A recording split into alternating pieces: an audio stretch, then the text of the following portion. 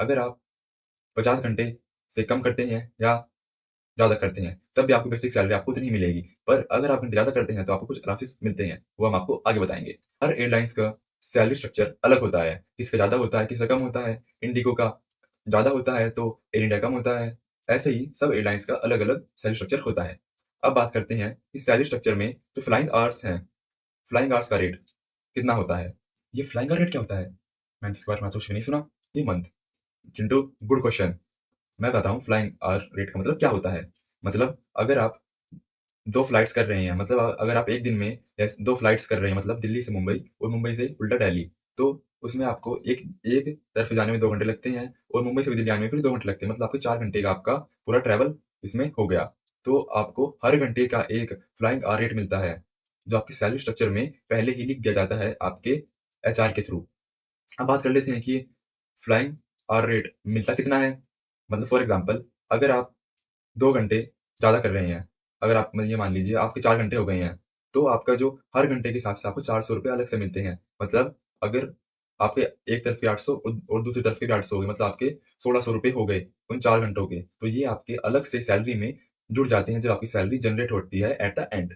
और हाँ, एक और बात, ये फ्लाइंग आवर रेट है ना, वो आपका अलग से कैलकुलेट हो जाता है और फिर जो आपके अलग से जो अलाउंसेस होते हैं, उनमें जुड़कर आपकी सैलरी के साथ आपको मिल जाता है। अब लेते हैं आपके लेबर अलाउंसेस के बारे में। जैसे आपको दूसरी सिटीज़ और कंट्रीज़ में रहना पड़ता है किसी ऑपरेशन के दौरान, तब आपको एयरलाइंस वहाँ रहने के लिए, मतलब उस सिटीज़ और कंट्री में रहने के लिए आपको अलग से अलाउंस देती है। उसे कहते हैं लेबर अलाउंस। मतलब आपकी एक्सपेंस और आपकी नेसेसिटीज़ को देखते हुए आपको ये अलाउंस दिया जाता है। और लेबर अलाउंस को कभी अलग-अलग एयरलाइंस में अलग-अलग मिलता है। किसी एयरलाइंस में लेबर अलाउंस ज़्यादा मिलता है, किसी एयरलाइंस में लेबर अलाउंस कम मिलता है। जैसे फॉर एग्ज़ाम्पल, जैसे आप दिल्ली से बेंगलुरु जा रहे हैं और आपको वहीं रहना पड़ गया, तो आपको लेबर अलाउंसेज़ 1000 से 1200 तक मिल जाता है। और इंटरनेशनल एयरलाइंस में लेबर अलाउंसेज़ उन कंट्रीज़ की करेंसी के अकॉर्डिंग मिलता है। जैसे यूएसए में डॉलर के हिसाब से और पेरिस में यूरो के हिसाब से मिलता है। अब अब बात कर लेते हैं कि फ्लाइंग आवर्स के बारे में। आपको मिनिमम 50 घंटे करने होते हैं। अगर आपने उन 50 घंटों में से 40 या 45 घंटे भी करे हैं, तो आपकी बेसिक सैलरी आ जाती है। पर अगर आपने उन 50 घंटों के साथ एडिशन 20, 30 या 40 घंटे अलग से करे हैं, फॉर एग्ज़ाम्पल आपने 50 घंटे के साथ 20 घंटे अलग से करे हैं, तो आपको उन 20 घंटों का अलग से पैसा कंपनी के द्वारा मिलता है और इसे कहते हैं फ्लाइंग आवर रेट। और आपकी सैलरी स्लिप में आपका फ्लाइंग आवर रेट मेंशन होता है। मतलब आपका फॉर एग्ज़ाम्पल, अगर आपका फ्लाइंग आवर रेट 1 घंटे का ₹400 है और आपने एडिशनल 20 घंटे कर लिए हैं, तो आपके वो हो गए ₹8000। और जब आपकी सैलरी जनरेट होती है, उसमें आपके लेबर अलाउंसेस, आपकी बेसिक सैलरी और आपकी फ्लाइंग आवर रेट जुड़कर आपकी सैलरी 40 से 45,000 हो जाती है, जो कि एक फ्रेशर के लिए बहुत अच्छी सैलरी है इंडिया में। और जो ये सैलरी है ना, ये फिक्स नहीं है। मतलब ये किसी भी अथॉरिटी के द्वारा फिक्स नहीं होती। जितना आप काम करोगे, उतनी ही आपको सैलरी प्रोवाइड की जाएगी। मतलब ऐसे प्रीवियस मंथ आपने अलग अलग से 40 घंटे करे, मतलब आपके 90 घंटे हो गए और आपके फिर इस मंथ आपके 50 घंटे भी नहीं हो पाए, तो आपकी सैलरी फ्लक्चुएट होगी, आपकी सैलरी फिक्स नहीं होगी। और हर एयरलाइन्स की एम्प्लॉयी की सैलरी उनके अकॉर्डिंग अलग-अलग होती है। तो इसकी टेंशन ना लीजिए और कन्फ्यूज़ मत होइए। ये बिल्कुल आसान से आपको इसके बारे में समझा रहा हूँ और सब एयरलाइन्स की सैलरी बिल्कुल अलग-अलग होती है।